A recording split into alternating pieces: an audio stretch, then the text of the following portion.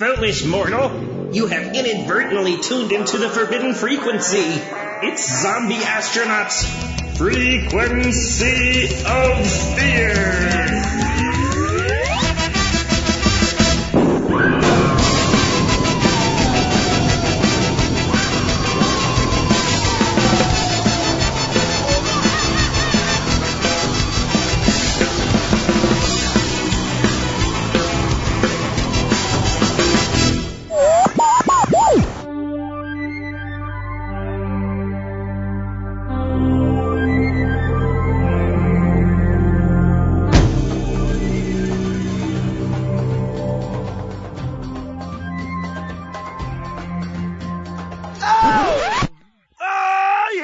David, quiet! Meditation!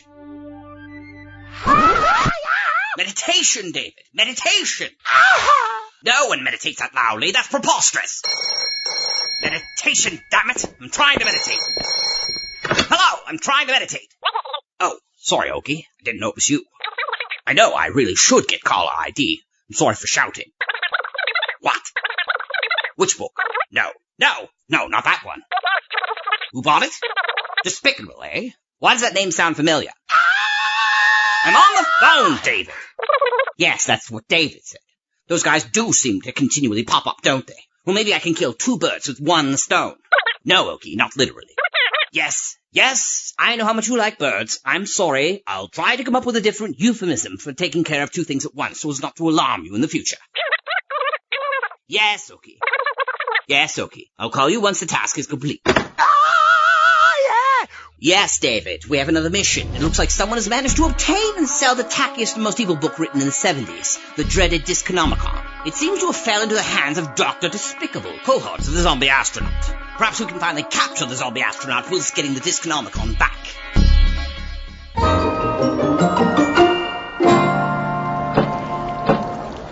Coming! Hi there, Doc. Zombie! What a complete and overwhelming surprise. You called me and asked me to come over immediately. So I did.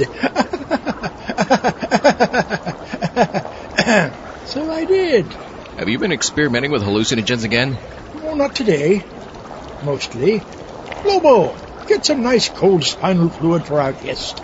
Freshly squeezed. All right, what do you want? Whatever do you mean? You only break out the freshly squeezed spinal fluid when I come over if you want something. In fact, when you're going to ask me a particularly big and unpleasant favor, Lobo brings me the spinal fluid in a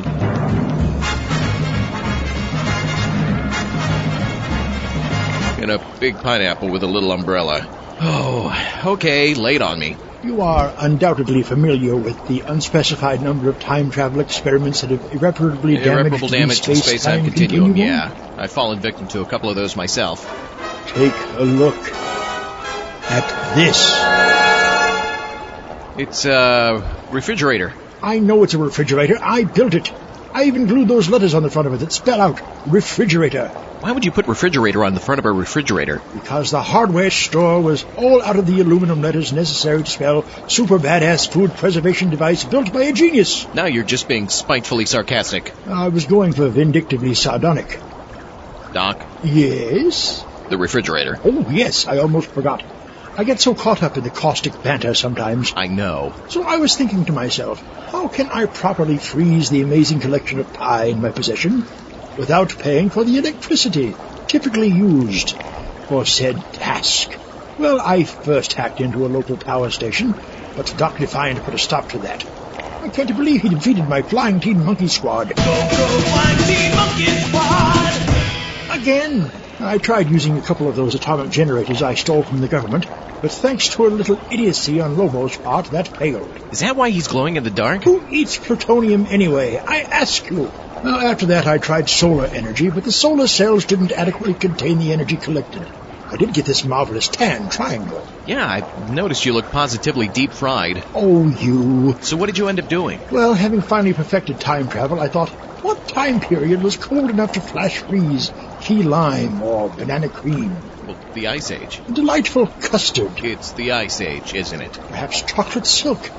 A lemon meringue. Doc. Pumpkin or mincemeat. Doc. Well, I'll tell you. It's the Ice Age. Never would have guessed it. It worked splendidly for a while. But then, this happened.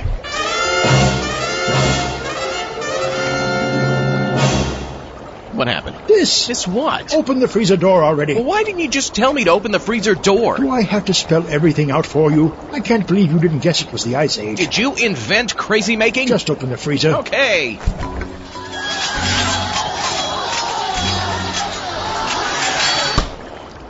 There's a barbarian horde in your freezer. Curious, isn't it? So how exactly did you create this anomaly? I was doing a little shopping, getting a new lab coat and a spiffy pair of shoes that say, Spring! I am here and ready to embrace science. Mm-hmm. Then I stopped at a little used bookshop and discovered a second edition of the terrible and evil book, the Disconomicon. The Disconomicon? Terrible book, bound entirely in polyester. Okay. It just so happens it gives off a powerful and evil energy.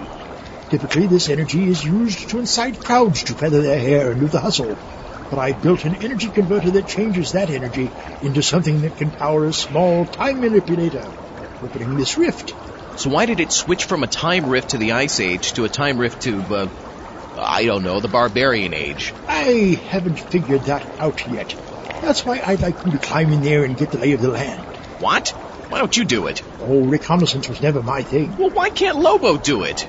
Oh, sure, and then we could play the longest, most maddening game of charades ever. Yeah, I guess. You might have noticed he doesn't talk much. I know. I still can't believe you didn't guess Ice Age. Who wouldn't have gotten Ice Age? I said Ice Age. Look, if you absolutely need to investigate this anomaly, why don't we call Captain Bone Marrow and Dr. Von Martinez? Reunite the Poops crew? This could be considered paranormal, and we could probably use the extra manpower. And I can run faster than Bone Marrow and Von Martinez. If we're attacked, I can trip them, leave them to be slaughtered, and make it back through the freezer in time for dinner. Pie for dinner, right? Of course. Did you really have to ask? Probably not. Fellow astronauts, while I call Captain Bone Marrow and Dr. Von Martinez, why don't you listen to a little audio drama? Funny Doc should have barbarians in his freezer, as this is a barbarian-themed podcast. Let's kick off this crazy barbarian action with Conan. Here's a story from the Power Records Conan album entitled Shadow of the Stolen City.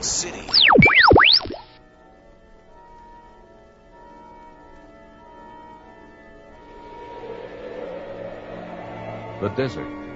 It covers countless thousands of square miles of the Earth's surface and drowns a man's tracks as surely as if it were the raging sea. And the man alone, set down in the midst of this barren, relentless waste, seems but a pitiful, helpless thing indeed. It is just past dawn when Conan sees the man. Already the blood-red sun beats down like some great beaming hammer upon the Cimmerian's brow, as his Zambulan stallion gallops across the ever-shifting sands. For a moment, a thought crosses his mind. Mirage. But then... By Kron, it is a man, out here alone in the middle of the desert. Hard to make him out. Whoa, boy, steady. No, it's no mirage, as we first thought, but a real man. He's gesturing to me. Oh, Greybeard. What are you doing out here alone? My name is Sarkov, and my beard, young man, it's not gray, it's white. My apologies, but my question remains. What are you doing out here alone in this desolate place? I am here because someone has stolen my city. What? Aye, as I said, I am Sarkov by name, a sorcerer by trade. Sorcerer? Oh, one of your most kind-hearted types, let me assure you.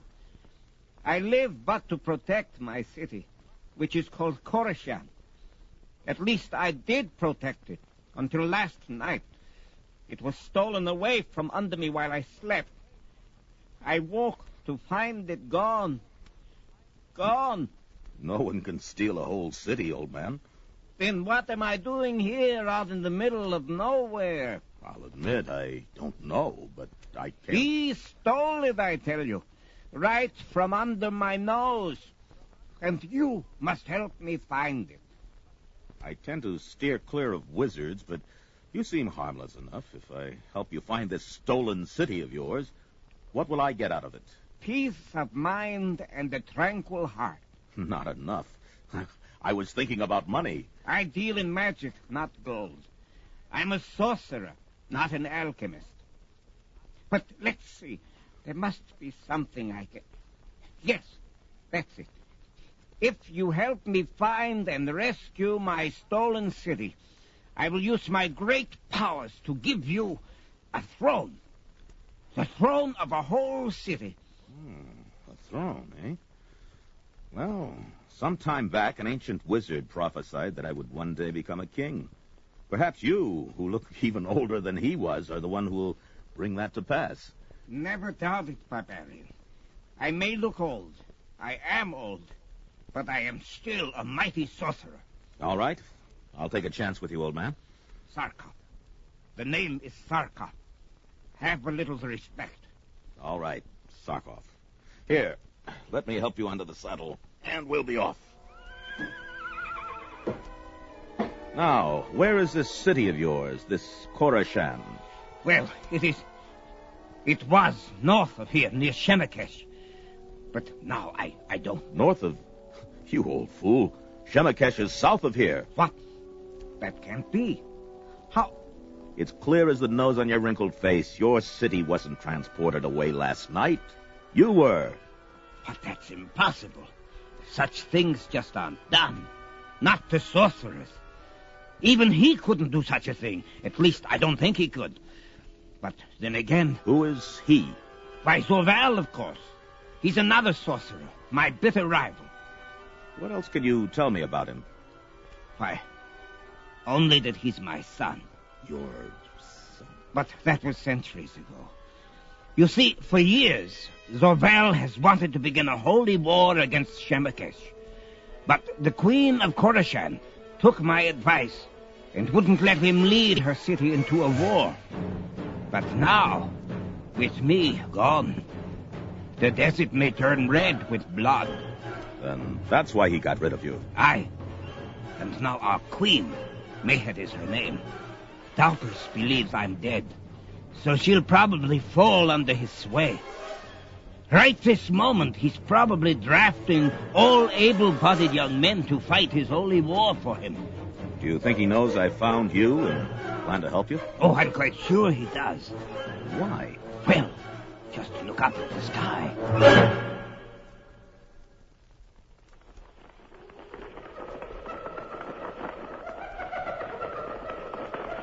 At that moment, Conan suddenly sees the sky has grown black. Yet it is not filled with clouds, but with great, giant bats, their inhuman cries turning his blood to ice. Onward and downward they come, like some great dark blanket of fangs and claws. Conan feels the hairs rise on the nape of his neck, and as he draws his sword... Ishtar and Mitra. They are the shadow bats. They're a special creation of my son.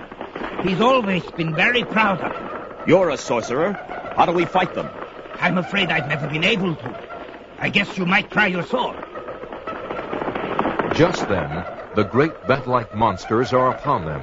With a snarl that is lost among the gibbering, flittering mass, the Cimmerian swings his great broadsword again and again, cutting a swath through them. Shadow bats are not. They're solid enough to be cut and to die. Right from. But so many of them. My sword. Let go of me. It's no use, Barbarian. Now it's got us both. All we can do is relax and hope it takes us to Zorval.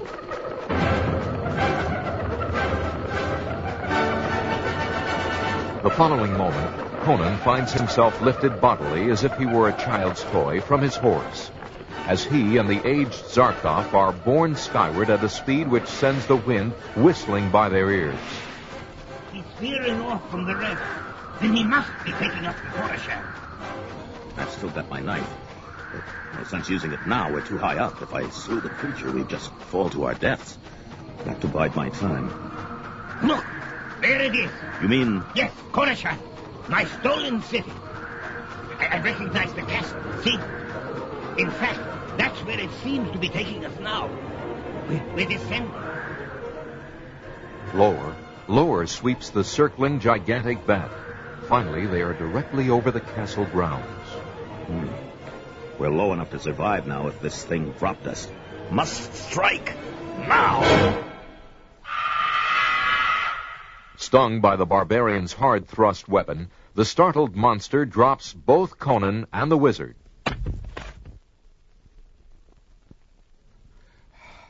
Are you all right, Sarkov? Yes, but where are... We fell through a skylight, but I guess your magic made us land unhurt. We're in some vast chamber.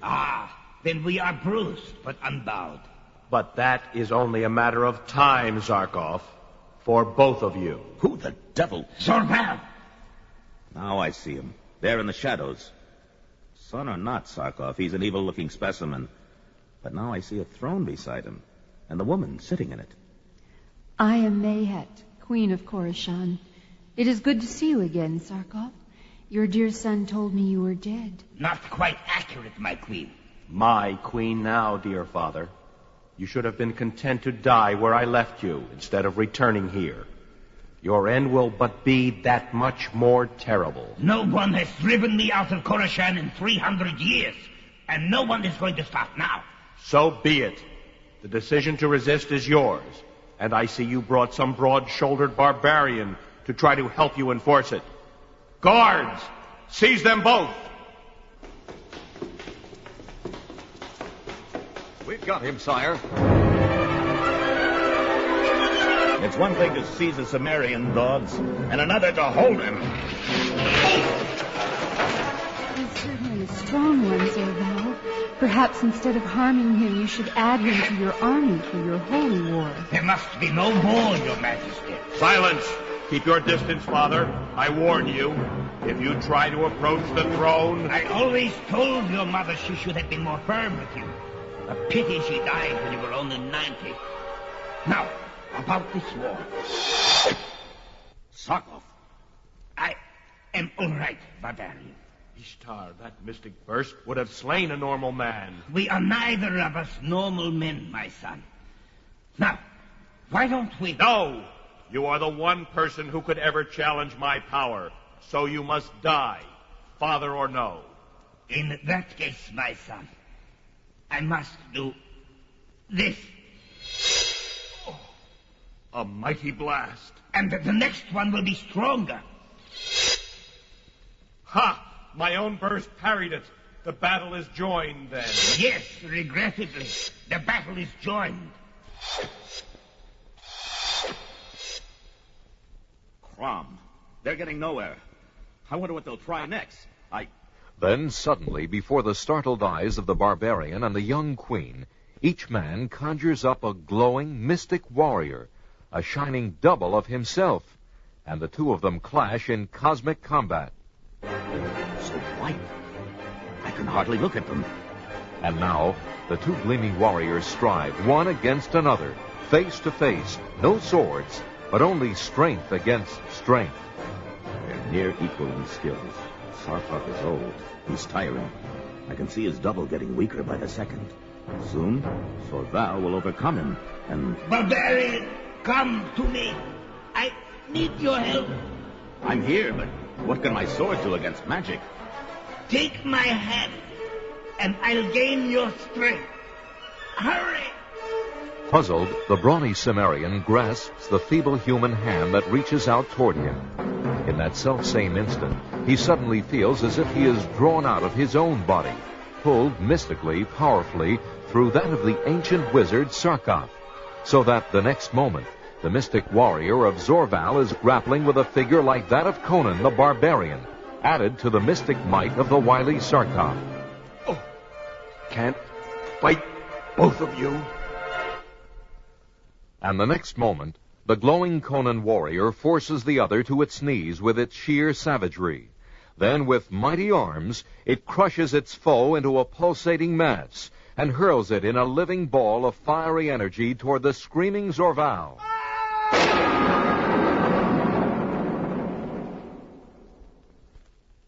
Then, when the light has faded... Where is Zorval? My son is no more.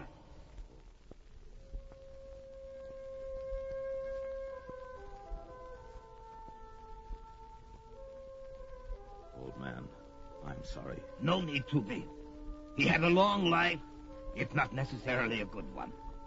Well, then, not to rush things unduly, but what about my reward? Oh, yes.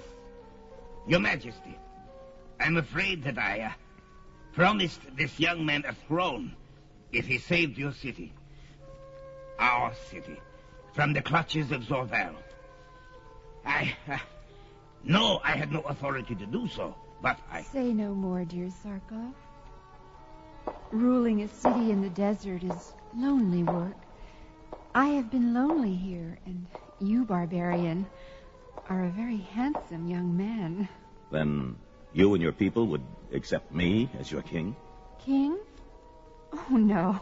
Coruscant has forever been ruled by a queen, and ever shall be. But you will still get to sit on a throne, only it would be a little lower than my own. And you could wear a crown. A little one, of course. Of course. But there are things you could lord it over. The annual Date Merchants Festival, for instance, or the caravans of camels which pass through the city. I find them much too smelly. Oh, and occasionally there might be an archery contest. Sarkov, is this what you meant by giving me a throne? Marrying me to this... Well, it seemed like a good idea at the time. Then I free you from your bargain. I'm afraid I must decline your generous offer, Your Majesty. What? I'm afraid I don't quite... Sorry, Highness, I have business up north, where I heard there are new wars stirring among the Hyborians. But for me, just give me a sword on my hip and a horse between my knees.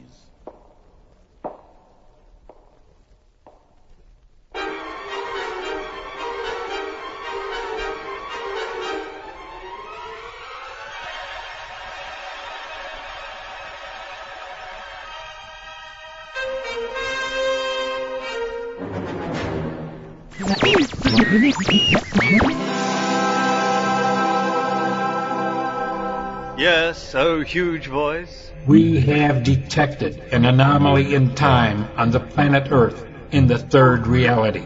We have evidence that suggests Dr. Despicable has ruptured the fabric of reality in order to avoid paying for $30 worth of electricity to power his freezer. 50, yet diabolical. You must travel to Castle Despicable, destroy the Doctor, and seal the rift so that the universes are once again in their proper states. I shall, oh huge voice, or my name isn't Mr. Master Mastropole, Marquis of Moments.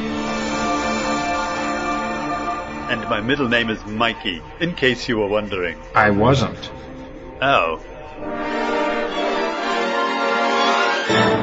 So why does this refrigerator actually say refrigerator on it? Not now, please. I packed tons of mayonnaise sandwiches. And beef jerky. Yes, Adolph. And lots of beef jerky. Do we really have to take Adolph with us? Do we really have to take either of them? I couldn't get a sitter with such short notice. I'm scared of loneliness. Well, Mr. Zombie, at least we can trip the hunchback and leave him for barbarian fodder if we need to make a quick getaway. Not if I trip you first. All right, guys, I know this is a lot to ask of you, but please don't do anything... How can I put this tactfully? Actually, I can't. Don't do anything stupid. How dare you? Oh, here goes the captain of the drama club. I'm a genius. I don't do anything stupid. All right, Doc. Impulsive, yes. Doc. Diabolical, yes. Irrational, yes. Doc. Unadvisable, occasionally. Selfish, well, Doc, yes. please stop. How dare you interrupt me? Where was I? The end. Ah, yes, the end. Wait, that doesn't sound right. Please, guys, let's get this over with. After you. Fine. Who knows what'll happen once I go through this time rift, fellow astronauts, so I better get on to our next bit of Barbarian audio drama. This is a storybook album from our favorite Saturday morning sci-fi Barbarian. And sadly, no, I'm not talking about Thundar. I wish I was talking about Thundar. I don't know if they made a Thundar storybook album. I can't find one. If anyone knows anything about a Thundar storybook album, please let me know. Anyway, thanks to a marked absence of Thundar the Barbarian storybook albums, We're running with He-Man. That's right, the little action figure that inspired a whole generation to take lots and lots of steroids. Here's the He-Man storybook album, The Power of the Evil Horde. The Power of the Evil Horde, featuring He-Man and Skeletor. This is the story of the power of the Evil Horde. You can read along with me in your book. You'll know it's time to turn the page when you hear this sound.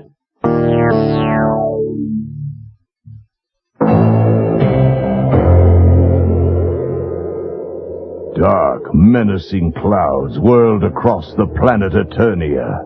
As the storm gained speed, it headed straight for Snake Mountain, the evil stronghold of Skeletor. Webster climbed down from his lookout to warn Skeletor. Master, a hurricane is coming. Skeletor sensed something strange in the fierce winds. This is no natural storm. No, it appears to be the work of some evil being.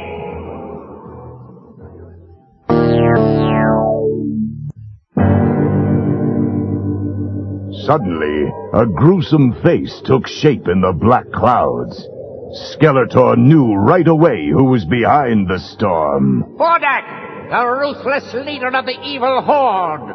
Webster cowered behind his master. But why has he come here? What could he want with us? It is me he wants. Did I never tell you? Hordak was once my teacher here on Eternia, but I grew too powerful for him. I taught him a lesson or two. Long fingers of lightning split the sky as the scowling face of Hordak drew nearer. Greetings, Skeletor. You are finally going to pay for your betrayal. Skeletor shook his fist at Hordak. You weak old fool! You will never rule me again! Ha ha ha ha! We shall see after I gain the power of Castle Grayskull.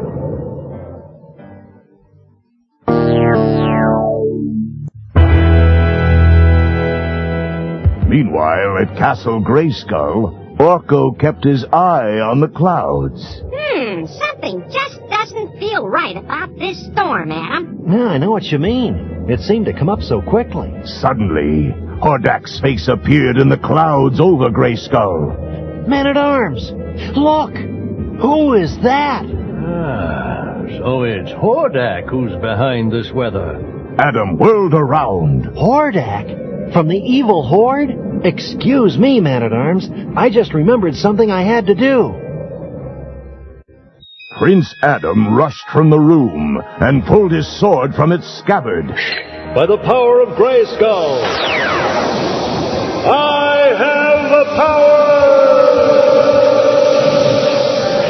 Energy coursed through Adam's body. Huge muscles bulged out as his chest expanded. Adam was going through the most amazing transformation of all. I am He-Man, Master of the Universe. Now to welcome Hordak to Eternia.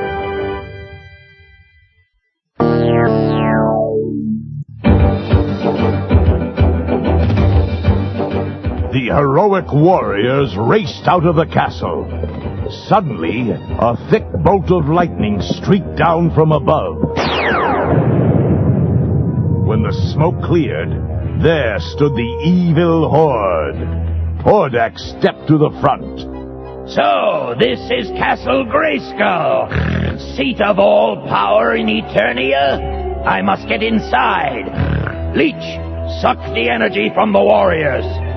Leech leaped at Man-at-Arms, his suction cup hand sticking to the warrior's skin. He-Man tried to rescue his friend. Let him go! Suddenly, Mantenna's eyes popped up and sent stun rays streaming at He-Man, who was thrown backward from their force. But He-Man wasn't down for long. As Grizzlor tried to grab Orko from the air, He-Man leaped at the hairy henchman and knocked him right into Mantenna. Both evil horde members went sprawling. Then He-Man spun around and swung his sword mightily at Leech. The Master of Power Suction lost his grip on Man-at-Arms. Man-at-Arms could hardly stand. He's weakened me, He-Man. Then do not fight. Go for help. I'll hold them off. Hordak smiled and advanced slowly on He-Man. Now that we know your strengths and weaknesses, He-Man, let's finish this little battle, eh?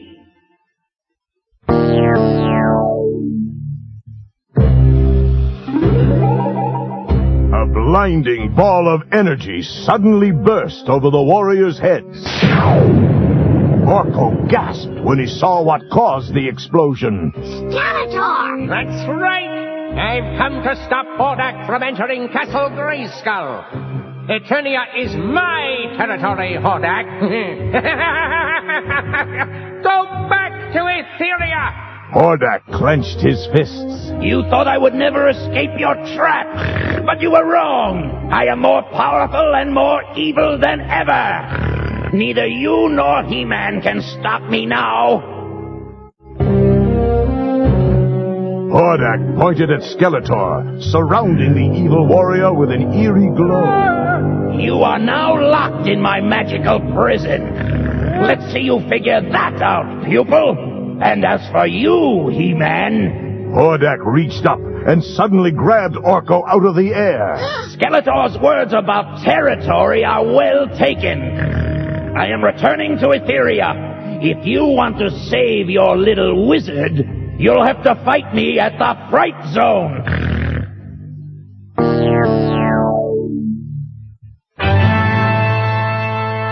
He-Man swung mightily at Hordak, but it was too late. The evil horde leader threw up his hands in a flourish. All of the evil horde disappeared in a cloud of smoke, along with Orko and Skeletor. For a moment, He-Man didn't know which way to turn. Etheria? The Fright Zone? I know nothing of these places. How can I save my friend Orko? But there was one who had the answer. The voice of the sorceress echoed through He-Man's mind. Go to the center of a vine jungle. There you will find an enchanted tree with silver leaves. Pick a leaf and carry it with you. Each time you stroke it, you will be transported through the gate between Eternia and Etheria.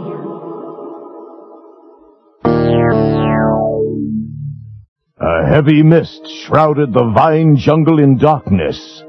He-Man slashed his way through the tangled growth as quickly as he could. Finally, he came to a clearing. There, shimmering in a strange silver light, stood the enchanted tree. He-Man picked a leaf and stroked it. Suddenly, a warm wind rushed through the jungle, and a great dark hole began to take shape near He-Man. The passage to Etheria. Here I come, Orko. The opening swallowed He-Man right up. In an instant, he was standing on the bleak terrain of Etheria, and not far away stood his destination, the Fright Zone. As He-Man neared the trap-filled stronghold of terror, an evil pair of eyes spied his movements. Mantenna called to his leader. He-Man has arrived, Hordak. Shall we ambush him? Hordak joined his spy at the lookout post. No, the treacherous traps of the Fright Zone will take care of him. We won't even have to lift a finger.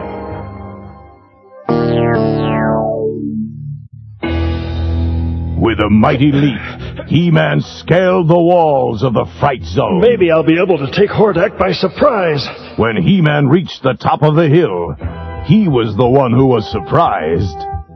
An old dead tree suddenly reached out with its shriveled branches and held He-Man tight. Trapped by a tree. Well, I'm just going to have to chop it down. He-Man struggled to reach his sword, but the beastly branches just gripped the heroic warrior even tighter. By Eternia, enough of this. You're going to be firewood, tree. He-Man flexed his giant muscles, and the branches splintered into thousands of pieces. As he broke free of the tree, He-Man heard a familiar voice. He-Man, it's Orko. Be careful. This place is full of traps. He-Man raced to the prison. Hang on, little friend.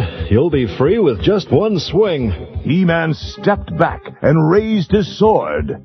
But a vicious rock monster hidden in the ground grabbed his feet.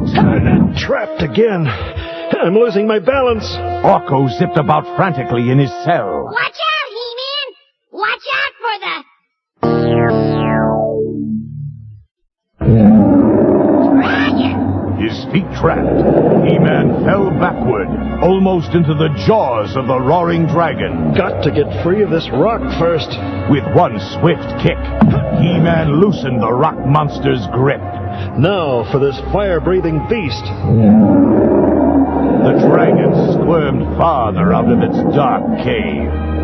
He-Man easily dodged the flames that shot from its horrible mouth. I can't get a clean shot at this foul creature.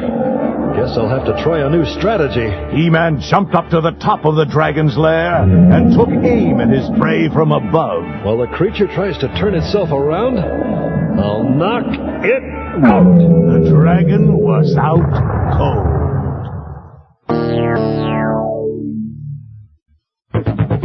Orko cheered for He-Man. You defeated all of Hordak's traps. He-Man raced to free his friend. All but this prison, Orko. But it won't slow me down.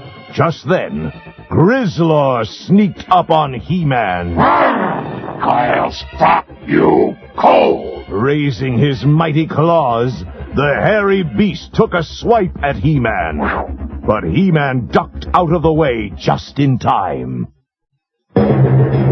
He-Man swung his sword again and again at Grizzlor as he raced up the stone stairway next to the prison. He kicked open the release lever, and the prison door flew open. Hurry, Orko! Get out! The wizard zoomed to freedom. Now to give Grizzlor a taste of his own hospitality. In one swift move, He-Man reached down and shoved Grizzlor into the prison. There! All locked up. As He-Man joined Orko, Hordak suddenly materialized. He had Skeletor with him, still bound in the magic prison. You may have foiled my fiendish traps this time, He-Man. But there is one thing you cannot escape. My magical might. Hordak zapped He-Man with a huge laser blast from his fingertips. But He-Man deflected it easily with his sword. He-Man marched right up to Hordak. Nice try, Hordak. But I'll have the last word in this fight. And the last punch! He-Man delivered a super smack that sent Hordak right up into the branches of the tree trap. Your traps seem to be working fine now, Hordak. Your evil ways have worked against you, not for you.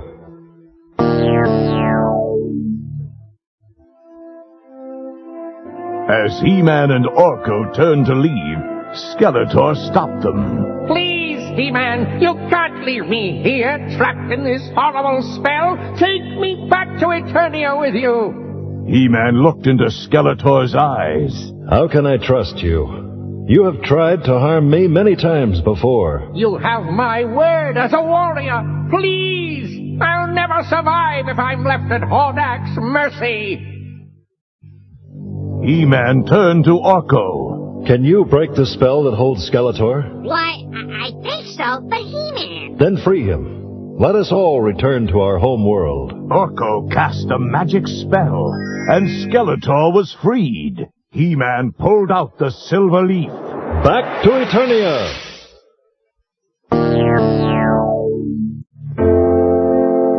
As soon as the trio stepped on Eternian soil, Skeletor disappeared in a puff of black smoke. Thanks for the ride, fools! See you in battle, He-Man! Orko couldn't believe his ears. How could you let Skeletor trick you like that, He-Man? I knew Skeletor would turn on us, but if he had stayed in Etheria, he would have been doomed. I could not ignore his pleas. We must always value life, even the life of one who opposes us. Orko shook He-Man's hand. You are truly a brave and generous hero, He-Man. Now, if only some of that would rub off on Skeletor and Hordak.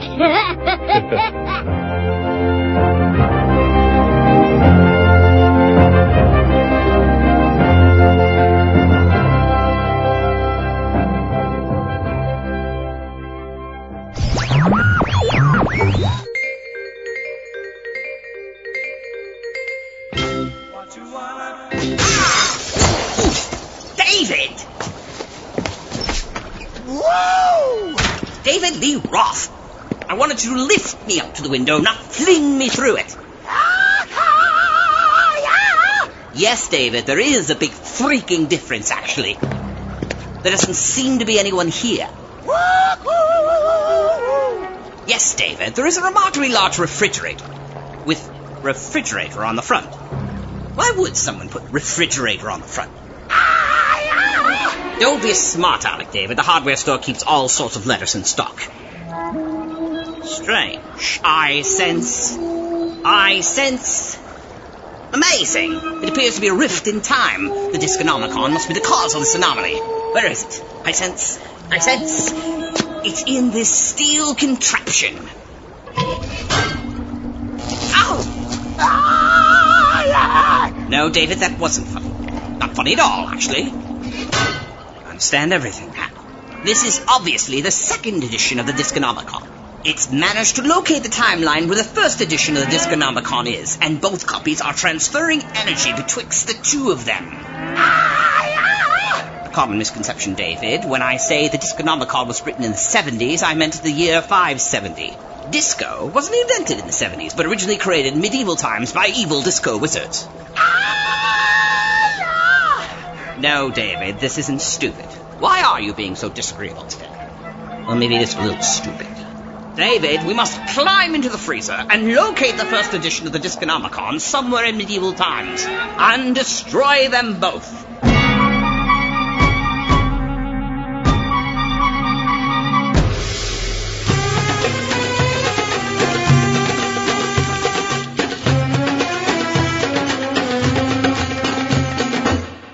Hello, kind sirs. Wouldst thou like to buy an evil goat?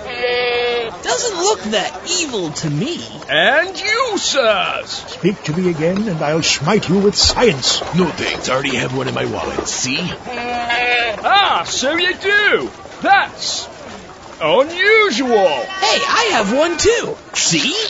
Methinks that's less of a goat, kind sir, and more of a mayonnaise sandwich. He's right. Look at the mayonnaise. Look at the mayonnaise. Lords of Light, Rock, it's you. Of course it's me, silly. Who else would it be? What is he talking about? Thou art dressed strangely, warrior, but thou art most definitely Gonad the Barbarian. Did he just say gonad? Yes, Gonad, most feared warrior in the dark forests of Kangborn, enforcer of the wet deserts of deepest Dorkhead, most molested by the Amazonian sex spots of the craggy peaks of Mount Hornsqueezer, voted most frightening by the merchants in the shopping districts of who? Shut up. When did you become a barbarian? I thought he said librarian. Adolph? When did you become a librarian? If only you had Groin Crusher! You know, my underwear is pretty tight. No, your mighty Warhammer Groin Crusher! The weapon you used to cleave this savage wasteland, leaving a trail of eunuchs from Diblancod to Niblance! Oh, now you're just making those names up. I'm bored. Where are those Amazon sex spots you were talking about?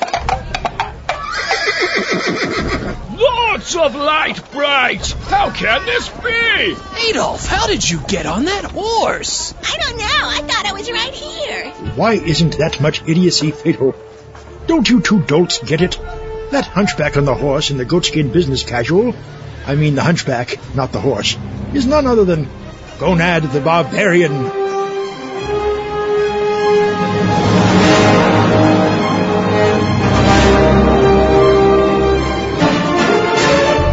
Fellow astronauts, as we try to work out this weirdness with Adolph and his goatskin-clad barbarian doppelganger, why don't you listen to a little more Barbarian audio drama? Here's a little more Power Records Conan. This tale is called The Crawler in the Mists.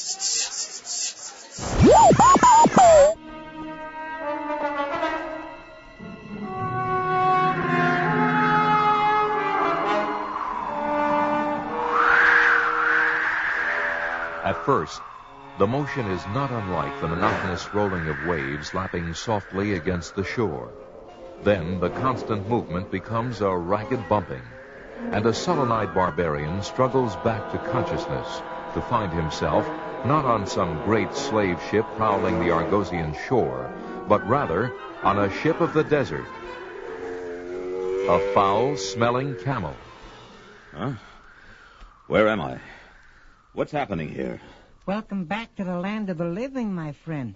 You have slept for quite some time. Who are you, little man? What am I doing astride this ugly beast? I am called Rasto, Barbarian. I am a trader bound for the marketplace at Nasantia. My fellows and I found you lying unconscious along the shore, so we thought we'd take you with us, rather than leave you as food for the vultures. So you bound me with this length of chain, but to protect me from those birds, I take it? As I told you, my friend, I am a trader, and you are a piece of valuable merchandise which will bring a most tidy sum on the Mesantian slave block. And what makes you think I'm ever going to reach that slave block, you shriveled little worm? Well, there's certainly no way you can escape me, Barbarian. The other end of the chain that binds you is shackled to my wrist. Accept it, my friend. You are my prisoner. But since this chain indeed has two ends, little worm, who is to say which of us is really the prisoner here?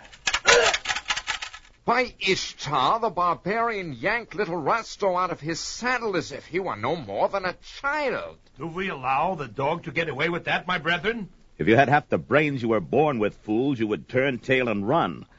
But since I'm certain you do not, let us get on with the battle and be done with it. Alone and unarmed, you challenge us thus, barbarian? Come forward and see. Then stand your ground, dog, and die.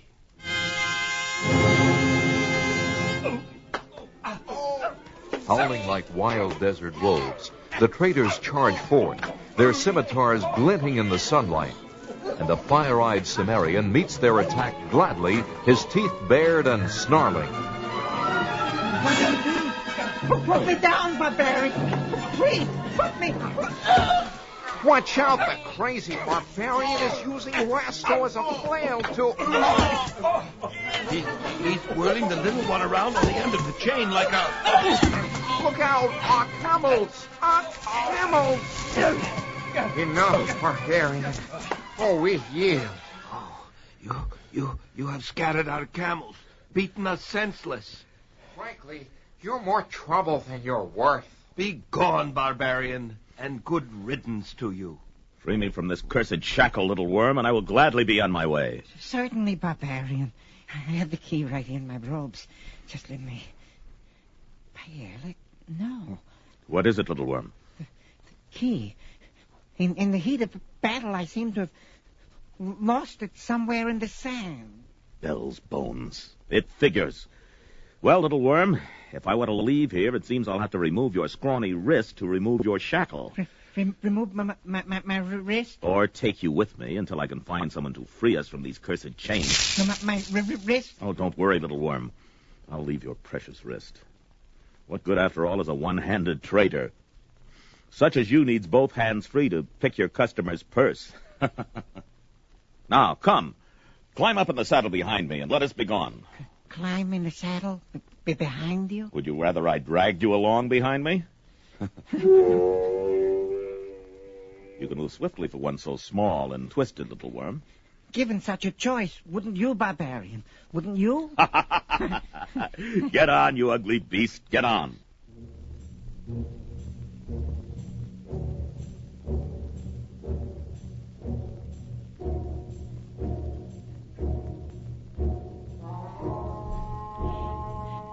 been traveling for many hours now, Barbarian. Are you certain you know where we are going? You were bound for the marketplace at Missantia.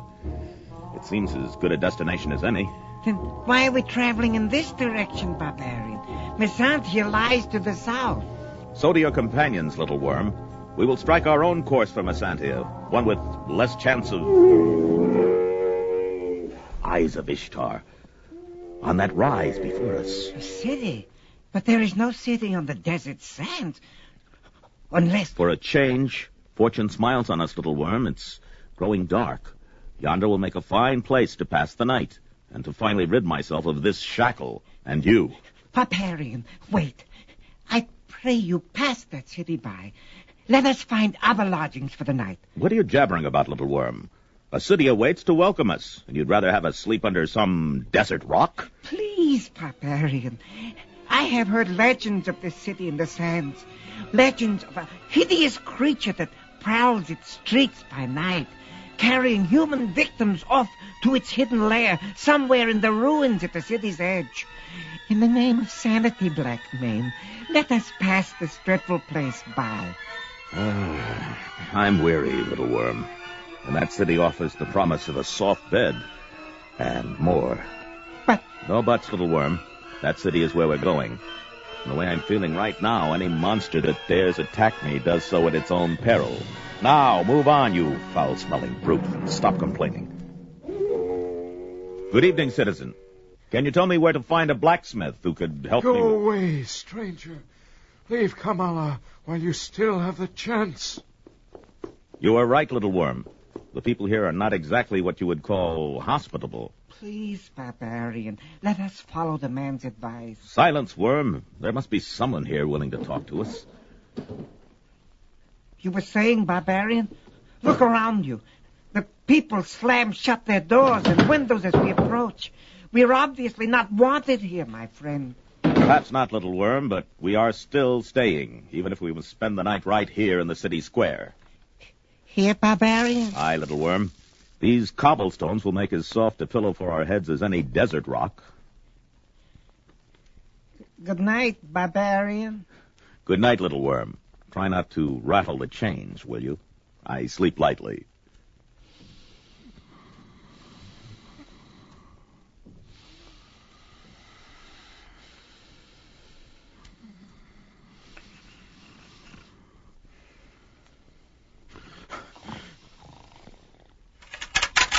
Barbarian! Help me! What? Eyes of Ishtar! Some great misshapen slug has grabbed hold of the little worm, dragging me along by the chain on my wrist. Got to pull free before... Aye, Erlich. The creature snapped the chain as if it were only twine. I've got to free the little worm while there's still...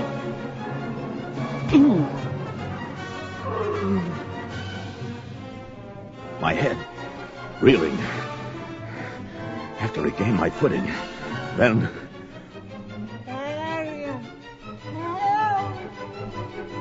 Crum.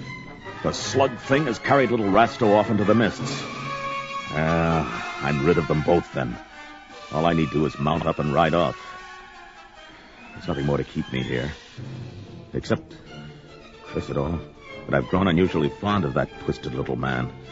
It appears there's no other course open to me but to follow that milky white crawler into the mists and bring little Rasto back.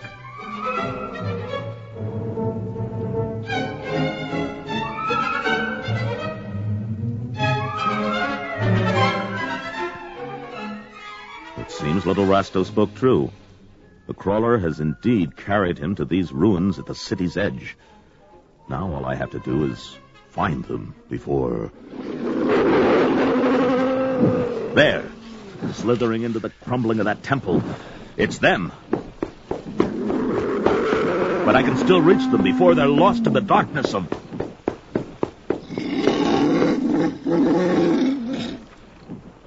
Another slug beast. Coal black, where the first one was white. It bars my path, slithers forward as if to attack. Well, if it's battle it seeks, then battle it has found. creature's flesh is harder than Arcanian steel. Oh, my blade cannot pierce its... Curse those writhing tentacles. If one of them gets a grip on me, it could crush my chest to a pulp. But if my sword cannot slay the beast, then what? That tall stone pillar, it's already cracked and rutted with age. And the blow that creature's tentacle just dealt it has not improved its condition. If I can manage to weaken its support, then lure the monster into place. Yes, it just might work.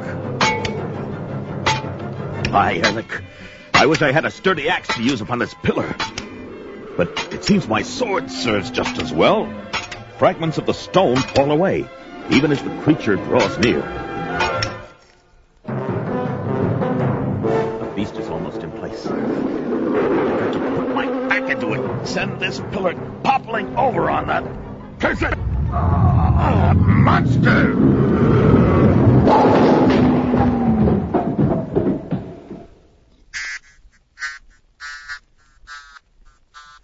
Eyes of Ishtar.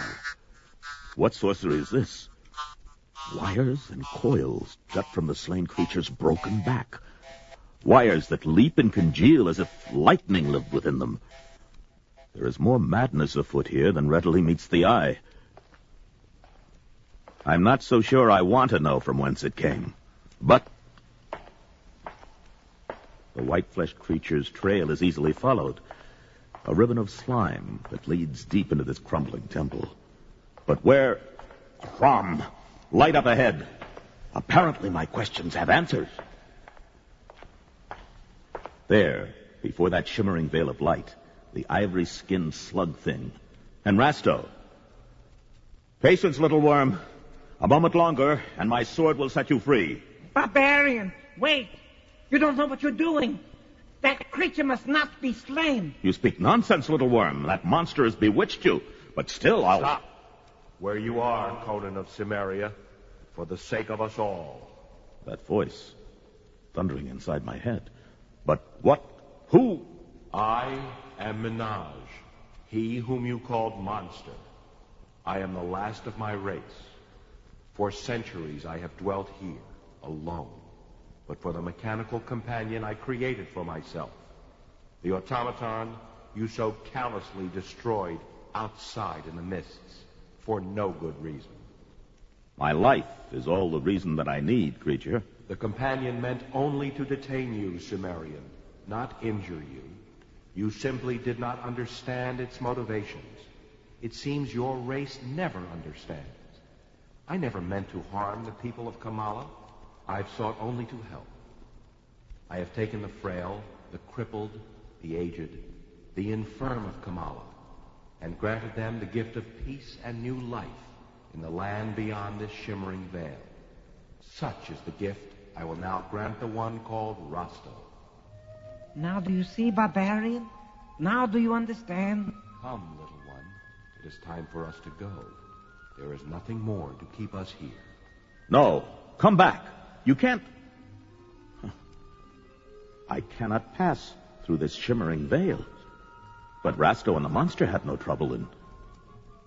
Rasto? My eyes must deceive me.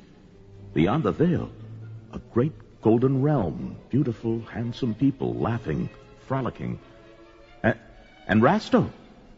Rasto no longer frail and twisted, but standing straight and tall, and full of life. I must see more. I must. No. The veil begins to cloud, obscuring my view. Let me through, curse you. Let me through. No, Cimmerian. Though it sorely grieves me, I cannot let you pass. There is no place for you beyond the veil, so long as there is such fury in your heart, such violence in your soul. Forgive me, Conan, but there is no place for a sword-wielding serpent in paradise. It's gone. Rasto, the monster, the veil, all of it. Gone. Head bowed, jaw clenched, Conan of Cimmeria turns away from the ruins, striding solemnly back to his mount, waiting in the village square. Without another word, the barbarian slides into the saddle and rides away, leaving the city in the desert wastes and the gates of paradise far from him.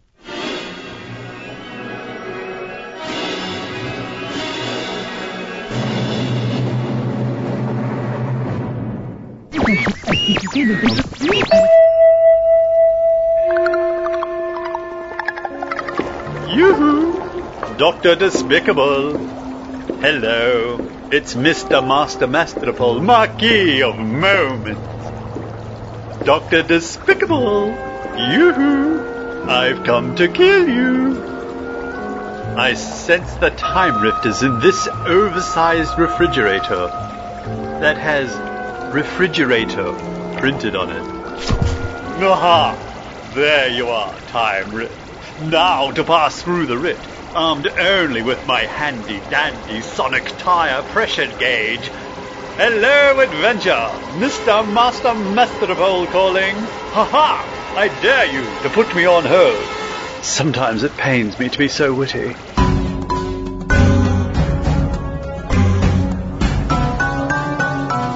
I am Gonad the Barbarian! This is my mighty warhammer groin crusher! Oh, and this is my horse, Miss Pretty Sparkles! Why, for you looking like the mighty Gonad, fellow hunchback! I don't know. Maybe we're twins. Gonad, doubt it! Gonad killed Mother right after childbirth! Teach her to talk to me like a baby!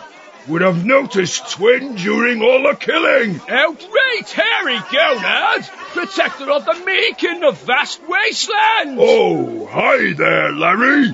Long time no see! This is so cool. It's like we're long-lost brothers. Gonad feel the same way. Let us dine on sandwiches and beef jerky your pasty friend holding in hands. Why are you packing your sandwiches and beef jerky in your hands? Because I have shoes on my feet? No, why isn't that stuff in your pockets? Because my pockets are filled with regret and self-loathing. Bringing him was your idea. Gonad eat sandwich. Tasty. What in sandwich, pretend brother? Delicious mayonnaise. Mayonnaise? Ugh. What's wrong, Gonad? Gonad, very allergic to mayonnaise.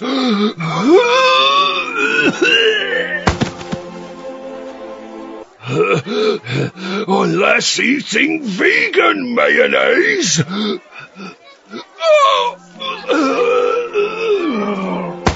Why? Note to self, take only ketchup sandwiches on your next trip to medieval times. Bringing him was your idea. You said that already. Going down the wrong tube. And I never get tired of saying it. Oh well, guess I have to steal his belongings.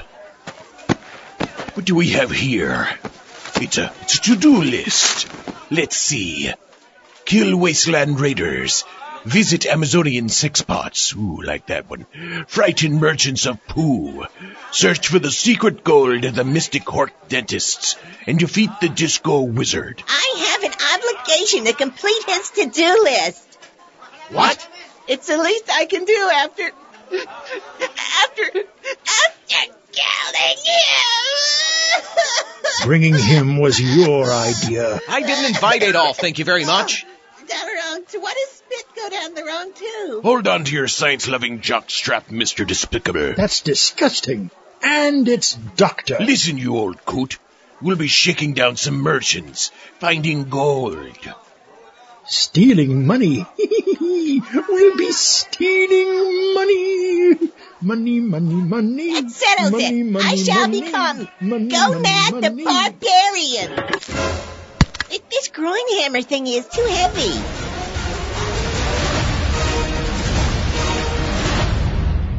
Before I head off with the gang to follow Adolph in this asinine barbarian quest of his, let me play a little more barbarian-themed audio drama. This piece is quite unusual, as it was something that was put together by a fellow astronaut and an old bandmate of his. Written by Dave Runeborg, and I'm pretty sure that fellow astronaut Rich Carlson is in there somewhere. Here is The Storyteller. In the land of broken dreams, 1,000 years ago, when a man lived by his sword, a dark and seedy thing crept into the minds and hearts of the masters of truth. Ruling from their brothels of wisdom, they became tainted with the all-consuming lust for something they could never have. Total and glorious power. Bargaining with the lords of the underworld, they learned the ways of the devil.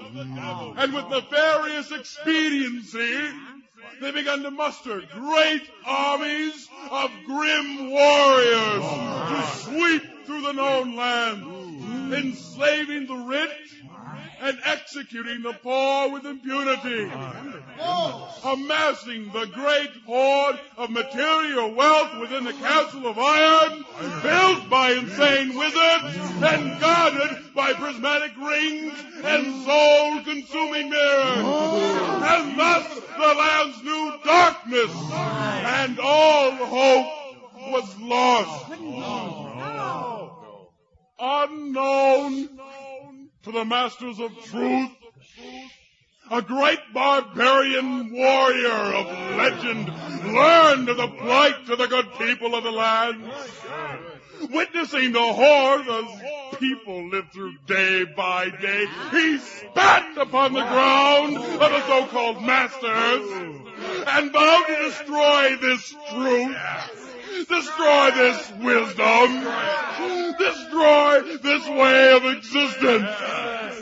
He then called upon his enchanted broadsword, Spleedraker, to sing its song of death once again. Sing it. They will suffer for their evil, he screamed to the Netherlands. They will die the death of pigs. His destiny clear, he began his journey into the darkness. The image now faded from the crystal ball. The princess smiled, for she now knew that all hope had returned. Or so she thought. The warrior saw the princess in a strange dream one night. She was bound at the altar of Xanthreg, and he was her rescuer. He drew Spleedraker and slew the dark necromancer, releasing his cry of terror as the sword drank deep of his black soul. At once the ground began to tremble, and the princess screamed as everything around them exploded into a whirlwind of screaming chaos. They seemed to squirt through a bottleneck in time and space into a cold, black, silent void. A hawk's cry came to them, and they looked up to see a strange shape passing. Moons, stars, and planets were visible within this darkened silhouette. Another cry from the silhouette, and it was gone, replaced now by an immense, golden, evil machine, ticking and whirring madly as it spun through the void. The machine halted before them and disintegrated noiselessly into 1,000,000 crystal skulls, which began to circle them like wolves ready for the kill. Then skulls, they began to laugh, and the warrior woke. He woke to the sound of the princess laughing. Where do I find the Nighthawk, wench?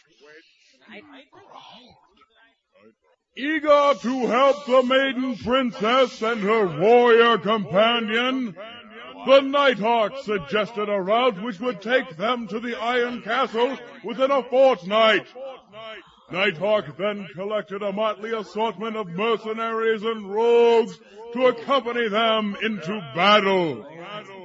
And so, sustained by newfound hope and courage, the companions rode hard through the strange and dangerous lands.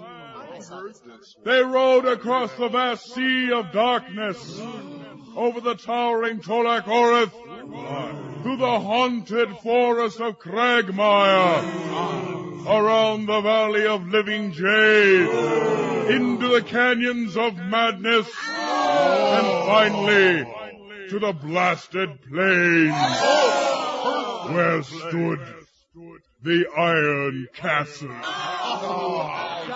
The companions readied their weapons as the princess wove a spell of protection around the party, and with a hawk's signal, charged the castle in a desperate frontal assault. With a fanfare from the watchtower, the great prismatic barriers and soul-consuming mirrors were magically emplaced as a stream of 100 flame demons armed with brass scimitars poured from the main gates, led by the evil Black Knight himself. The ground trembled, the air crackled with sorcerer's energy and the screams of frenzy. And at a ravine some 100 yards from the iron walls, the battle was met in a vicious, bloody collision.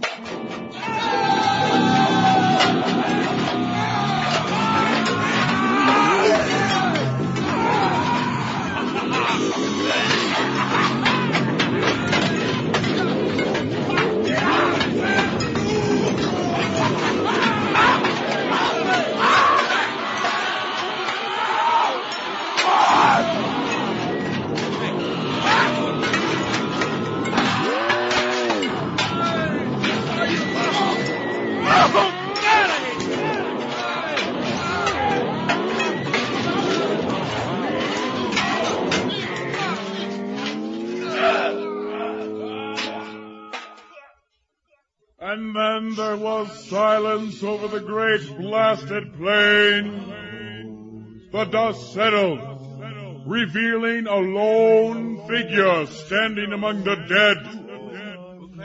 To his right lay the warrior, cleaved from shoulder to buttock. Spleenraker lay nearby, broken and silent. The fair princess, riddled with poisoned arrows, lay dying at the bottom of the ravine, her tears mingling with her blood in the sand. And although Nighthawk had fought valiantly with his men, he also lay dead, impaled by a spear, on top of a great pile of slain flame demons, still writhing in their death rattle. The men and the demons who had survived had fled in terror, and the Black Knight began to laugh. Turning toward the Iron Castle, he hurled his bloody mace into the air and raised his arms in gloating triumph. A resounding cheer rose from the towers and the battlements as the knight slowly walked toward the castle, sucking in the stench of death deep into his lungs. The skull-like face within the black helmet grinned. He silently thanked his dark god for the cleansing battle. The great iron gates opened again, revealing the treasure of kings that lay in overabundance within. And as he entered, he stopped and turned to the carnage, and took out his handkerchief, blew his nose, smiled, and began shouting orders to have that mess cleaned up. Thank you.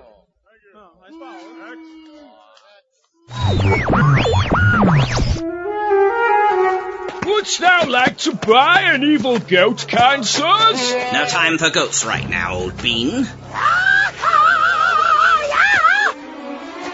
Is that David Lee Roth? Yes, and I'm Professor Peter P. Picklepepper at your service. Might you have seen a zombie come through here with a disagreeable old man in a lab coat? You mean the mummy and the white wizard? Close enough. Any idea where they went? That's a funny story, actually.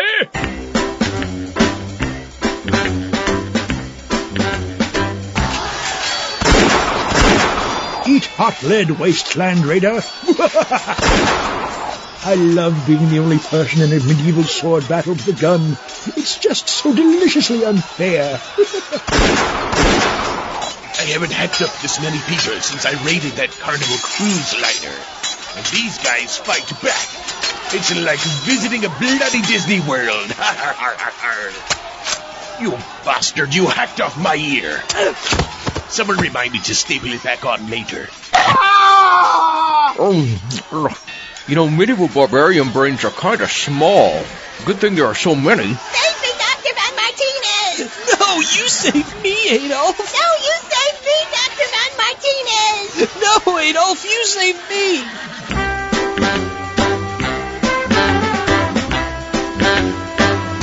I wish those two would hurry up. Me too. So how was it? Amazon sex pots are like 7-foot-tall barmaids. That's about a mermaid and a half. They did tickly things to my sausage and biscuits. Oh, I'm going to vomit.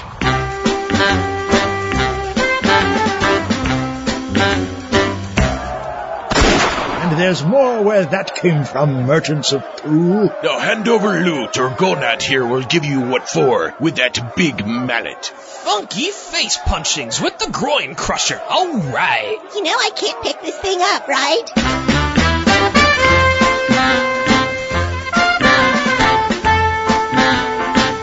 So did you get all the gold from the Hort dentists? My pockets are loaded. Mine too. I had to throw out the regret and self-loathing to make room, though. I've got gold everywhere. Gold coins in me hat, gold chains around me neck, pockets full of gold. Even me Prince Albert is gold now, see? Oh, the smell! Oh, I'm going to vomit. Again. Captain Bone Marrow, put that away!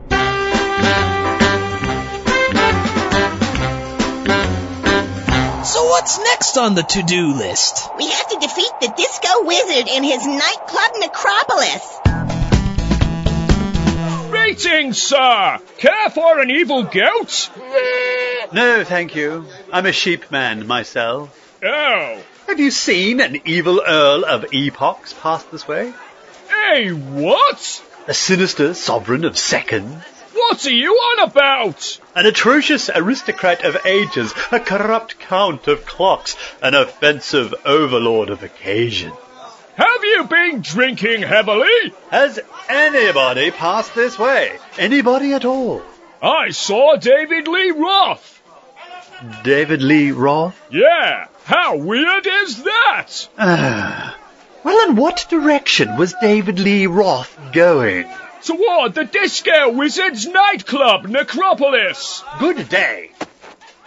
Lay off the mead, wouldst thou? So, this is the nightclub Necropolis, eh? So what now? All right, Doc, why don't you and Dr. Von Martinez watch the door while the rest of us confront this Disco Wizard guy? With Von Martinez? Seriously? We'll be like Turner and Hooch. Did I mention I hate you? Yeah, you did. Don't let anybody in, okay? No one at all. Fine.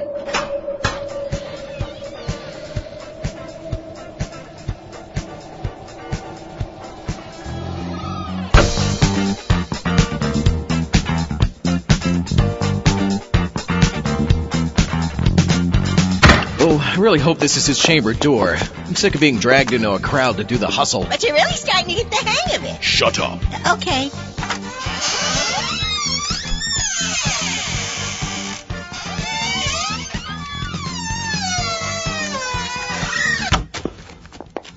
I don't see him.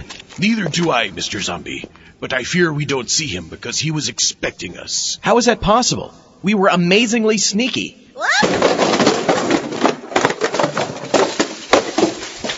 Yeah, he probably knew we were coming. Intruders!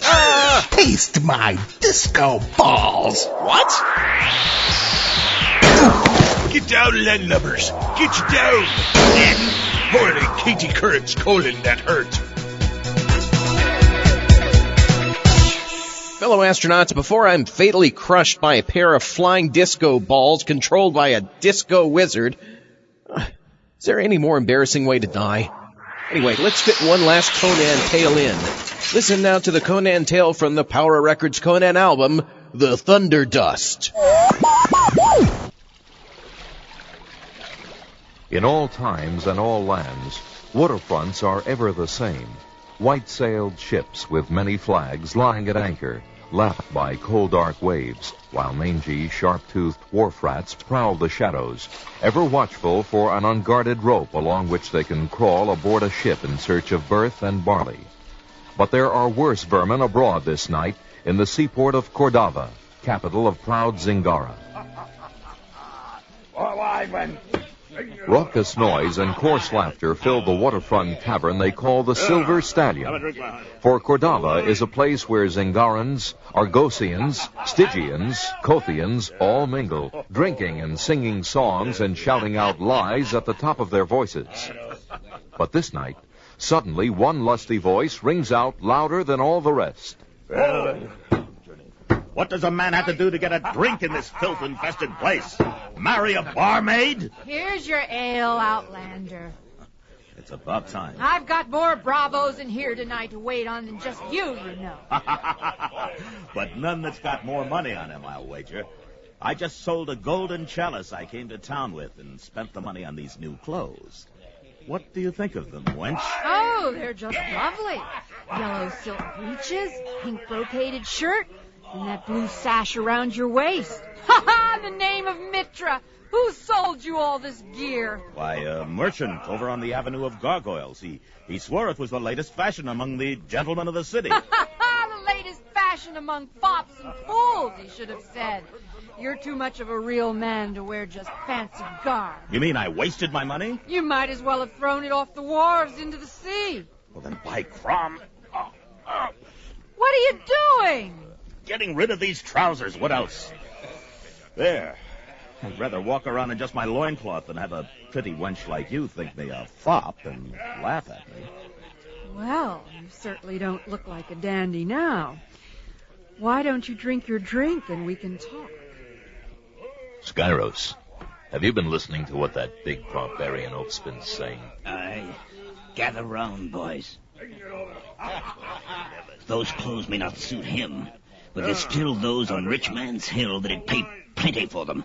And that's in addition to what we'll get from the captain. Right. So you know what to do, lads. Aye, we do. Spread out and get close to him, and then we'll take him from behind. He'll never know what hit him.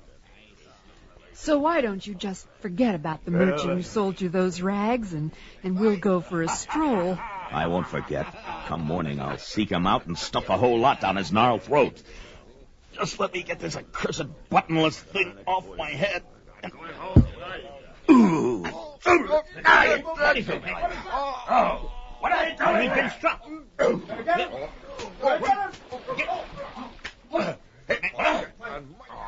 Now, while he's stunned, spring the trapdoor. They'll let the captain have him now if he cares to fish him out. He'll fish him out, all right. Now gather up those silken garments, lads. We'll find some rich fool to buy them come the morrow.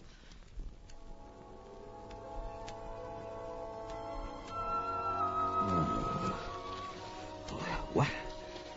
Where am I? Gotta get up. I gotta... What the devil? Chains. I'm in chains. My ankles, my wrists. I'm chained to this wooden bench on some kind of a ship. But where? Ooh. Stop talking, oarsman. We brought you aboard to row, not to yap. Oarsman? Then I've been... Abducted, aye. We get half our lads below through that trapdoor in the Silver Stallion. Though they usually aren't as brawny as you, of course. You'll row a fine oar. But Where are we bound, Deckmaster? Why, to Argos, of course. But cheer up, dog. It's not so bad. This is an important ship. We're carrying a king's ransom. A real king's ransom. It seems that the king of Zangara was careless and got himself captured by the king of Argos. And now Zangara's got to pay a pretty price to get him back. And we're the ship that's taking the ransom to Argos. You're lucky to be an oarsman on such an important ship. I'm no oarsman. Keep your voice down, fool. Our captain's conferring forward with the king's own viceroy, and he won't want a slave's shouts bothering him. You'd call me a slave? I'll... And there's more where that came from. Now I've wasted time enough on you. Get below. You'll regret that. Right now. You tore the whole bench loose. No, keep away from me. Help! Help! Come ahead, you Zangaran dogs. I'll take you all on. Get him, lads! Get him, I say! Well done. That belaying pin took care of him. Ishtar, he's still not out. Hoist him up, lads. We'll let the captain decide what to do with him.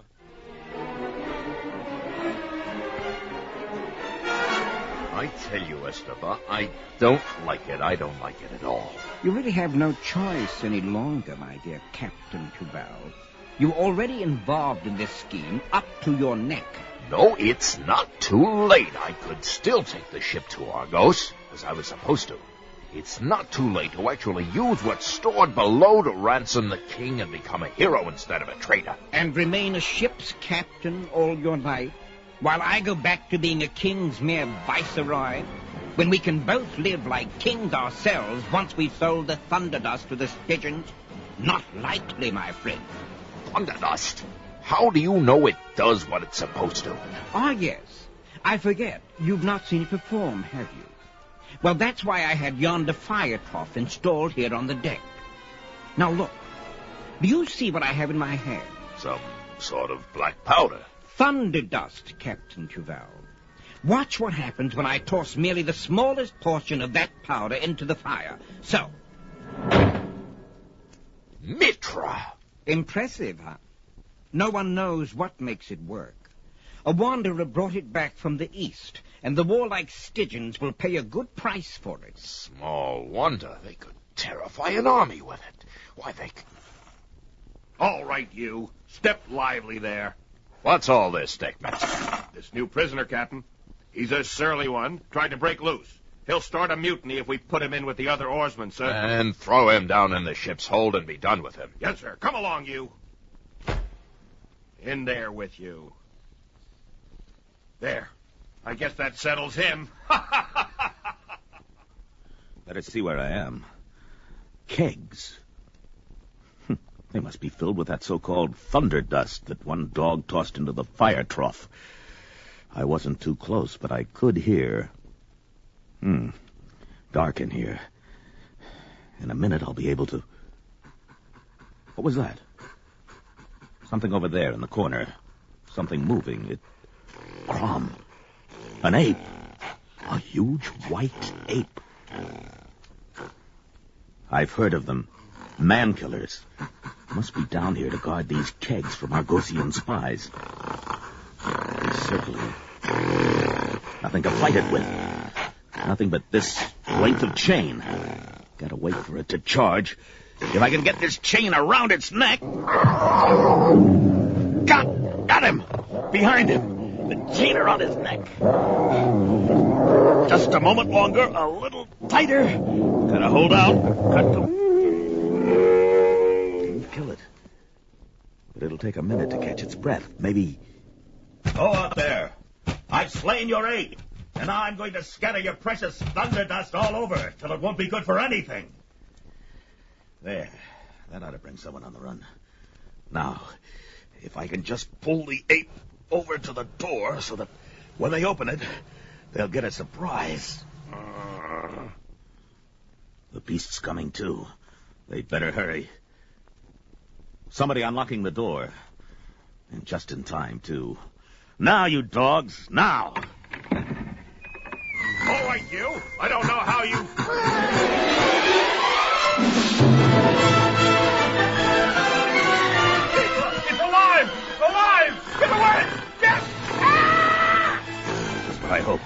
The ape's heading up on deck.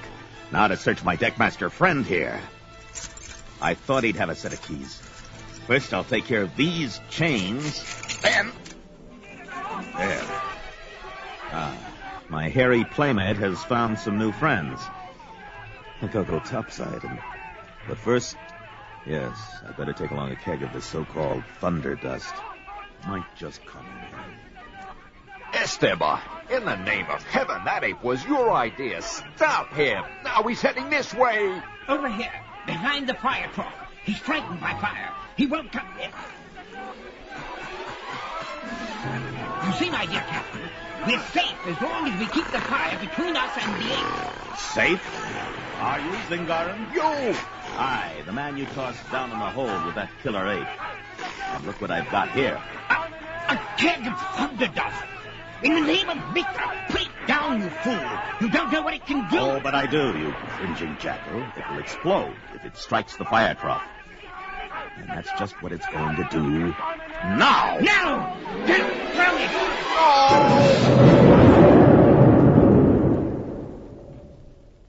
Oh, that powder was even more powerful than I thought. Tore a hole in the deck and blew men and ape away like leaves. Well, no great loss. But the whole ship's caught fire now. Won't stay afloat for long. The oarsmen I freed have reached the longboats, but I can't get to them through the flames. Fire's getting closer, so...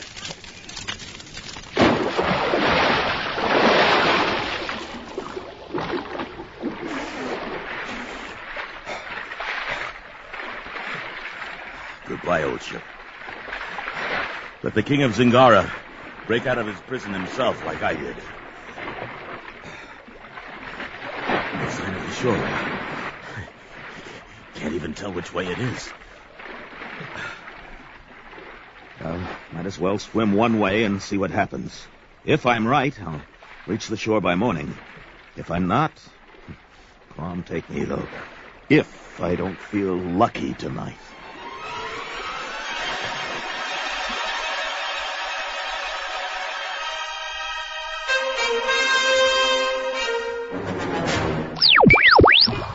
Hey, baby. What's shaking? Sorry, can't go in. But I'm here to shake my groove thing, baby. Can you dig it? Yeah, we're here to wear our boogie shoes. Baby, man, we be here to shake me our booty. My apologies to your groove thing, but I dig nothing and you may not enter. And stop calling me baby. But I always shake my groove thing here on Wednesdays. Come on, let me in. Come on, baby. Yeah, let us in. No, you may not enter. It's true, you can't. Shut up, I've got this. Come on, baby. Stop with the baby. Oh, let me in. Why are you bugging? I'm not, as you claim, bugging. You just can't come in. Come on. Come on, baby. Yeah, let us in. You shall not pass. If I get clobbered by one of those flying disco balls again, my skull's gonna split open. My head's pretty lumpy as well. Look at it. I think that's actually Adolph hiding in your pirate hat. No, it's not. Adolph, you make a terrible barbarian. Now I shall boogie on your bones. Stand down, Disco Wizard, for it is I, Professor Peter P. Pickle Pepper. Oh, yes, and my manservant, David Lee Roth. Hand over the Disconomicon, sequin devil. Oh, I'd like to see you make me. Oh, really? Ha-ha. Then, we will have a dance-off. Foolish weirdo. You'll never defeat me, the Disco Wizard, in a disco dance-off. David, hand me my polyester bell-bottoms and my platforms. It's on. I thought we weren't supposed to let people in. Perhaps they meant only the right people. This is a nightclub after all. Besides, look at how much money I've made by charging a cover. I want to touch the money. Ow! I said look. My money, you greedy mutant. Aha! I finally found you, Dr. Despicable. What the... Oh, it's that kook who tried to kill me at the Mad Science Fair. Now you shall finally pay for the crimes you've committed against time itself. Time to go. Time to go. That's pretty good, eh? Come back here, time criminal! Holy crap, look at Pickle Pepper move. I think that's the New York hustle. Wait, now he's doing the Continental. Look at him go! Look at him go! Blast your boogie shoes! I've been rendered helpless by your resplendent platforms and pressed polyester pants. I spit all over my beard. Take the disco Namicon. Take it, you dancing fool. Aha! Triumphant again! See, David, your rock and roll gyratings and kung fu kickings isn't always the way to solve that problem. Watch your mouth. Now, zombie astronaut, we have unfinished business. Not so fast, Dancing Queen. And who do you think you are, Mr. Mouthy Pants? I am Mr. Master Mastropole, Marquis of Moments. And over that book, Disco Dummy, nothing that can misuse or otherwise inappropriately fondle time should be allowed outside the confines of the Mansion of Moments. Oh, yeah? Yeah. David, go kick his ass. What? Stay away from me, Spandex the Ruffian! Yeah! Hey! Hey! Ow! Seriously! Hey! More pain! Take this! Aha! Never been poked in the eye with a sonic tire pressure gauge, have you? Oh! Good work, David. Sorry about that eye. Now, zombie astronaut. Zombie astronaut? Now, where did the zombie astronaut get to? Faster! We need to get to the rift! But what about Dr. Despicable? I know Doc, he's already back at his lab. Slow down. I'm not a freaking gazelle. And I still have this idiot hunchback hiding in the pirate hat. I'm not hiding in the hat! There's the goat merchant. We're almost there. Hello! Not so fast, zombie astronaut. Oh, crap. Since I can't locate the Wang Dang Fandango, I must use your corpse to prepare the mystic tea so the Order of the Absolute may locate Madame Mauvais. Would you like to buy an evil goat? I have already told you I don't want a... Oh. Well, what do you know? A Wang Dang Fandango. I figured you'd run back in here and try to disable that generator, despite the fact that we were still in there. Ah, you know me so well. You're a jerk. That is true. And you're expendable. A good and trusted friend. But like all good and trusted friends, expendable. And by Martinez, I just hate your guts. Oh, I know. Remember, Dr. Despicable, no more dabbling in magic for you. Not to worry. I didn't like magic anyway. It smells bad like old people and spoiled spam. Does not. So now that you have that evil goat thing, can I assume you'll stop trying to chop me up and brew me into a tea? The Order of the Absolute no longer requires you for tea. I'm actually pleased about that. Zombie tea is revolting. Like science. Science does not stink. So what happened to that Mr. whatever guy? So, you were defeated by a disco dancer? No, I was beaten up by David Lee Roth. That's ridiculous. It's true. He was shirtless and wearing spandex and everything. It's disappointing enough you failed. But making up stories about David Lee Roth... I'm not making it up. Don't worry, Mikey. You'll have another chance to dispense with Dr. Despicable. Here's your new mission. Interesting. I'll finally vanquish Dr. Despicable in prehistoric time.